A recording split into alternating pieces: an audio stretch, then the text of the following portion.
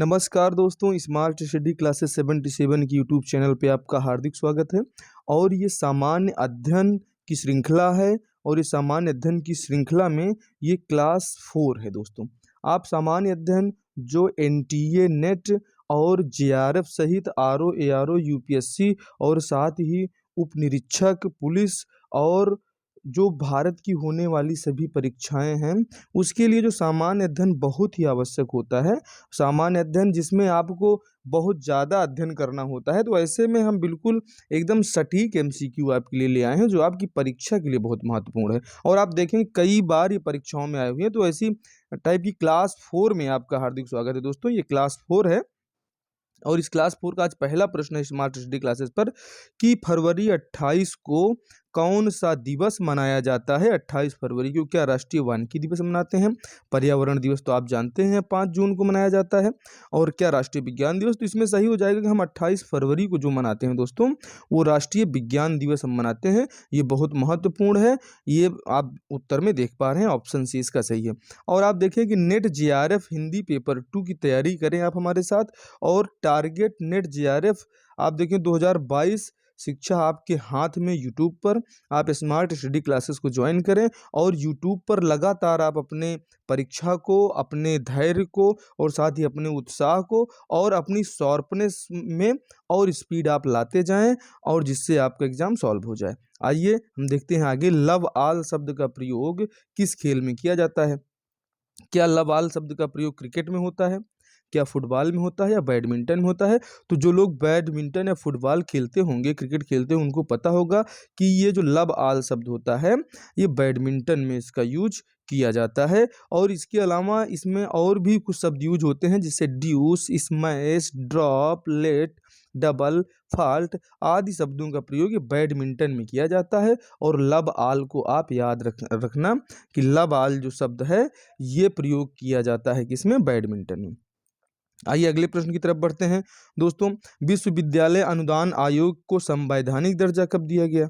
कई बार ये आपकी परीक्षा में आया हुआ है। तो जो इसका सही आंसर हो जाएगा, विश्वविद्यालय अनुदान आयोग को संवैधानिक दर्जा कब दिया गया?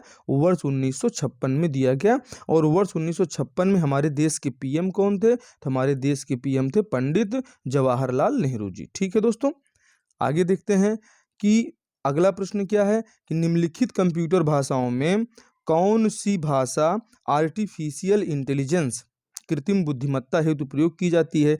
क्या प्रोलॉग प्रयोग की जाती है, फॉर्ट्रॉन प्रयोग की जाती है, कोबाल प्रयोग की जाती है या सी प्रयोग की जाती है? तो इसका जो सही ऑप्शन है दोस्तों, ऑप्शन है प्रोलॉग।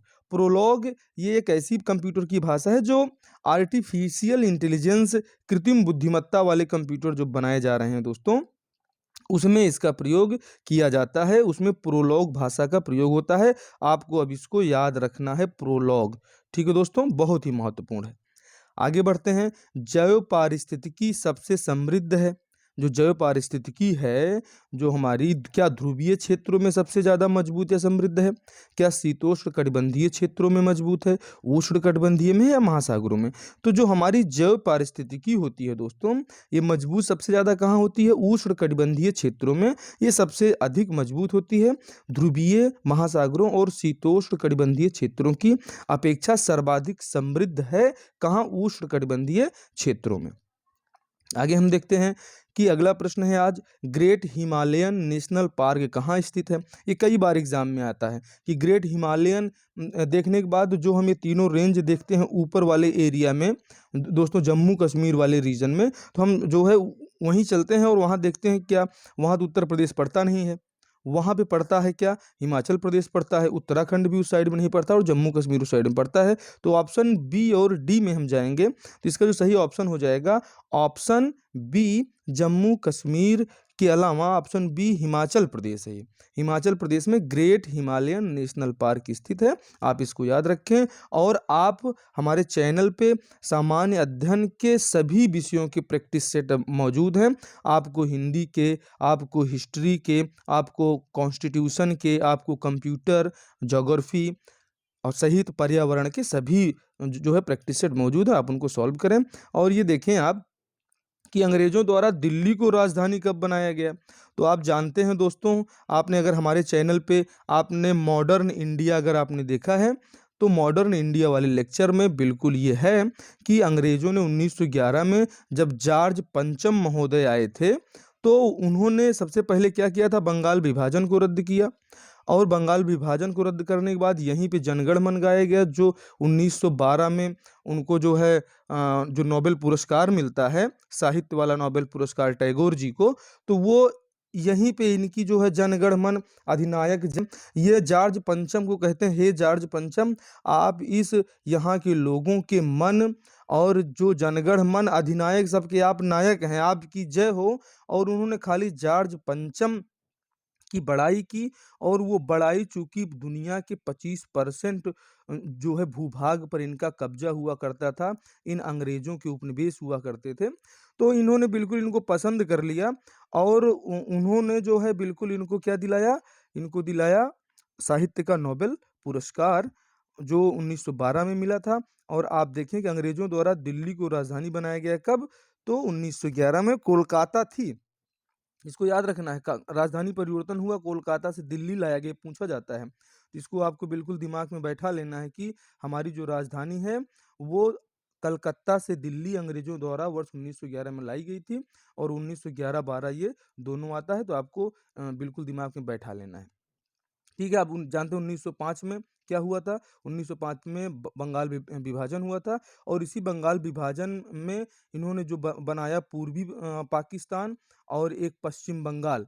तो ये था पूर्वी बंगाल, और इसके इधर था पश्चिम बंगाल। तो पश्चिम बंगाल तो हमारे रीजन में है, लेकिन पूर्वी बंगाल जो है वो आज बांग्लादेश के रूप में जाना जाता है। वही बांग्लादेश जो हमारी बहुत बड़ी सीमा साझा करता है, और बॉर्डर वाली सीमा। आप देखें कौन सा सल्तनत काल के नाम से जाना जाता है, जो ईरा इसमें दिया गया है, क्या 1050 से 1205 वाले सेशन को कहते हैं, या 1206 से 1526 वाले। तो सल्तनत काल जो जाना जाता है वो 1206 से 1526, क्योंकि 1526 से तो यहाँ मुगल काल चालू हो जाएगा, और जब मुगल काल चालू हो जाएगा तो इससे पहले ये 1206 कुतुबुद्दीन ऐबक से लेकर, और आप देखें कि लोदी वंश के खत्म होने तक जो आता है, ये आता है यहाँ पे सल्तनत काल। सल्तनत काल में कौन कौन से महत्वपूर्ण वंश आते हैं, इनको आप बिल्कुल याद रखें।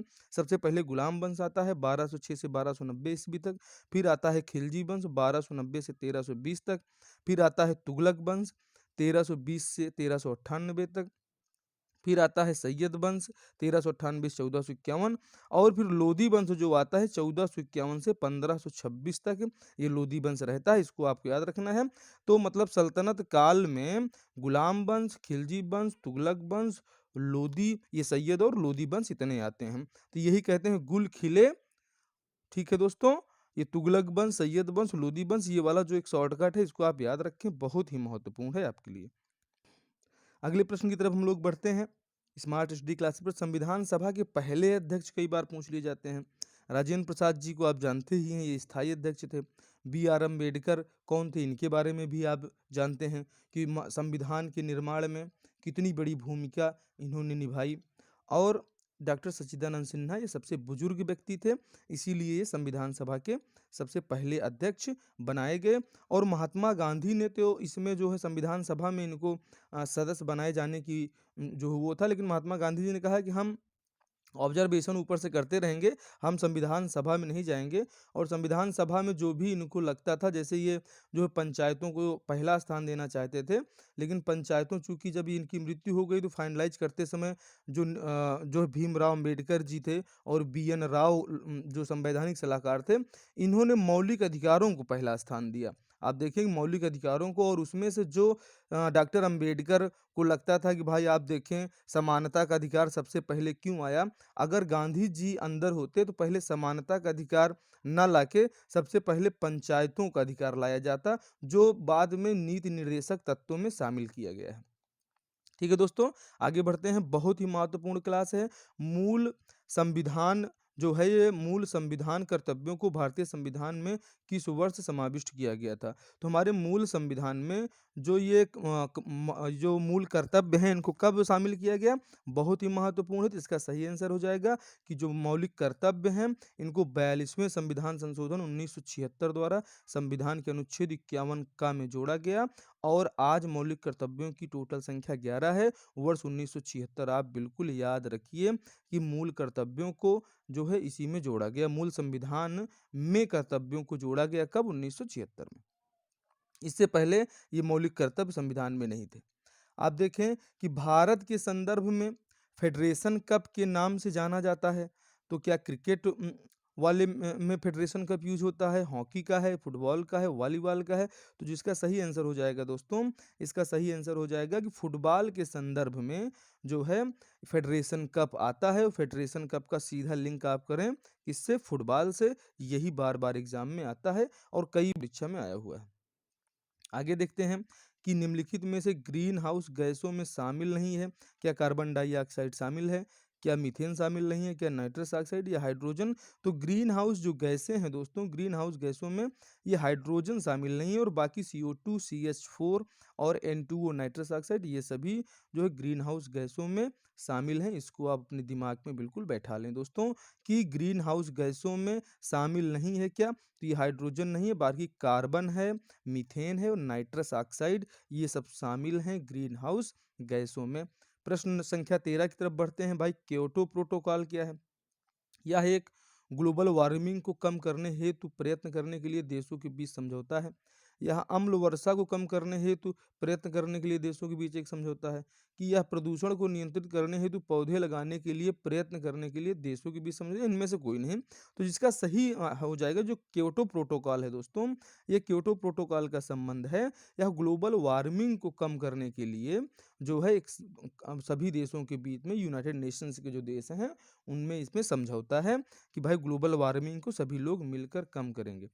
प्रश्न संख्या 14 की तरफ बढ़ते हैं। पृथ्वी के वायुमंडल में दो प्रचुर मात्रा में पाई जाने वाली गैसें कौन सी हैं? क्या नाइट्रोजन ऑक्सीजन पर्याप्त है? क्या ऑक्सीजन, कार्बन मोनोऑक्साइड, भाप आर्गन या इनमें से कोई नहीं? जिसका सही आंसर हो जाएगा दोस्तों, इसका सही आंसर है नाइट्रोजन तथा ऑक्सीजन। ये पृथ्वी के वायुमंडल में नाइट्रोजन और ऑक्सीजन सबसे प्रचुर मात्रा में पाई जाती हैं। इसका प्रयोग हम लोग कर सकते हैं। ये भविष्य के लिए इसका ईंधन में भी प्रयोग में लाया जा सकता है, जो कि प्रचुर मात्रा में है, तो इसके लिए कोई ना कोई टेक्नोलॉजी तो जनरेट होगी ही होगी।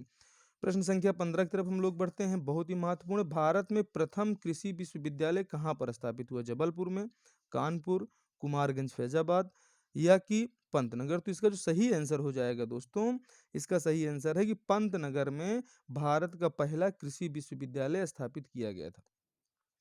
आगे देखिए प्रश्न संख्या 16 बहुत ही महत्वपूर्ण है कि भारत का प्रथम गवर्नर जनरल कौन था? क्या लॉर्ड हेस्टिंग जी थे? एग्जाम में आते हैं। लॉर्ड विलियम बेंटिंग थे? लॉर्ड कर्जन को आप जानते ही हैं। या लॉर्ड जो है कैनिंग थे? तो जो भारत के प्रथम गवर्नर जनरल थे वो थे लॉर्ड विलियम बेंटिंग। इनको आपको भूलना नहीं है। इनको विलियम को तो मिला के आप जो है इनको दिमाग में बैठा लें कि विलियम बेंटिंग भारत के प्रथम गवर्नर जनरल थे। प्रश्न संख्या आते हैं 17 में कि गांधी भारतीय राष्ट्रीय कांग्रेस के किस अधिवेशन में अध्यक्ष थे? मतलब महात्मा गांधी जी लखनऊ में थे, मद्रास में थे, कराची में थे, बेलगांव में थे। तो बच्चा बच्चा भारत का जानता है कि बेलगांव अधिवेशन में जो है महात्मा गांधी जी राष्ट्रीय कांग्रेस के अधिवेशन में अध्यक्ष बने थे। आप देखिए भारत के किस राज्य में मानसून सबसे पहले आता है? कई बार एग्जाम में आता है। क्या पश्चिम बंगाल में आता है? चूंकि ये बंगाल की खाड़ी से बिल्कुल लगा हुआ रीजन है। ठीक है। क्या महाराष्ट्र में आता है जो बिल्कुल अरब सागर से लगा हुआ है? और क्या केरल में आता है तो ये भी अरब सागर से बिल्कुल लगा हुआ है। तो इसका सही आंसर हो जाएगा दोस्तों, भारत में मानसून सबसे पहले कहाँ आता है? ऑप्शन डी केरल में आता है। हम आते हैं क्वेश्चन संख्या 19 में। ओणम त्योहार के बारे में बार बार पूछा जाता है। ओणम त्योहार भारत किस राज्य में मनाया जाता है? तमिलनाडु, महाराष्ट्र, पश्चिम बंगाल, केरल? तो दोस्तों इसका जो सही ऑप्शन हो जाएगा ऑप्शन डी, ओणम जो है ये महत्वपूर्ण त्योहार कहाँ का है? केरल का है। कई बार आप एग्जाम में आता है। तमिलनाडु, महाराष्ट्र वाला रीजन भी आपको याद रखना है, आपकी परीक्षा के लिए महत्वपूर्ण है दोस्तों। आगे हम लोग देखते हैं प्रश्न संख्या 20, कोठारी आयोग या कमीशन किससे संबंधित है? क्या केंद्र एवं राज्य शिक्षा से, क्या वित्त से, क्या शिक्षा से, या इनमें से कोई नहीं? तो जो कोठारी आयोग या कोठारी कमीशन का संबंध है दोस्तों, वो किससे है? वो शिक्षा से संबंधित है। और ये आपके ऑप्शन में बिल्कुल इसको आप टिक कर लें, शिक्षा से संबंधित है कोठारी कमीशन। ये बहुत ही महत्वपूर्ण है। आप हमारे चैनल पे लगातार बने हैं और इतने महत्वपूर्ण वीडियो जो आपके एग्ज़ाम में आ रहे हैं, इसको देखने के लिए आपका बहुत-बहुत आभार। और मिलते हैं आपसे अगले वीडियो में। लेकिन अगर आपने अभी तक स्मार्ट स्टडी क्लासेस 77 को सब्सक्राइब नहीं किया है, तो आप सब्सक्राइब कर लें और अपने दोस्तों के बीच शेयर ज़रूर करें दोस्तों, बहुत ही महत्वपूर्ण क्लास है। आपको मिलते हैं सामान्य अध्ययन की अगली श्रृंखला पार्ट 5 में। और पार्ट 5 में बहुत ही महत्वपूर्ण प्रश्न होंगे, आप देखना बिल्कुल ना भूलें।